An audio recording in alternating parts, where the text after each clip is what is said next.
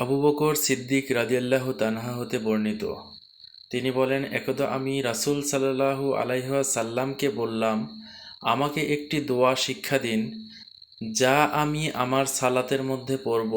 তখন রাসূল সাল্লাল্লাহু আলাইহি ওয়াসাল্লাম বললেন, তুমি বলো, আল্লাহুম্মা ইন্নী জালামতু নাফসি জুলমান কাসীরা ওয়া আলা ইয়াগফিরু যুনুবা ইল্লা আনতা ফাগফিরলি মাগফিরাতাম মিন ইন্দিকা ওয়ারহামনি ইন্নাকা আনতাল গফুরুর রহিম।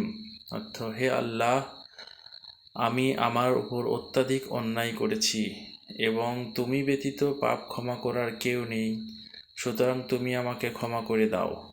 ক্ষমা একমাত্র তোমার পক্ষ থেকে হয়ে থাকে। আমার প্রতি রহম করো, নিশ্চয় তুমি ক্ষমাশীল ও দয়ালু।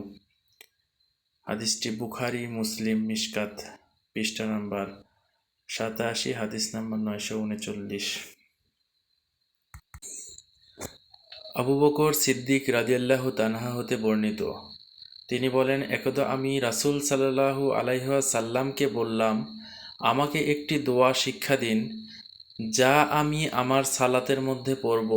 তখন রাসূল সাল্লাল্লাহু আলাইহি ওয়াসাল্লাম বললেন, তুমি বলো, আল্লাহুম্মা ইন্নী জালামতু নাফসি জুলমান কাসীরা ওয়া আলা ইয়াগফিরু যুনুবা ইল্লা আনতা ফাগফিরলি মাগফিরাতাম মিন ইন্দিকা ওয়ারহামনি ইন্নাকা আনতাল গফুরুর রহিম।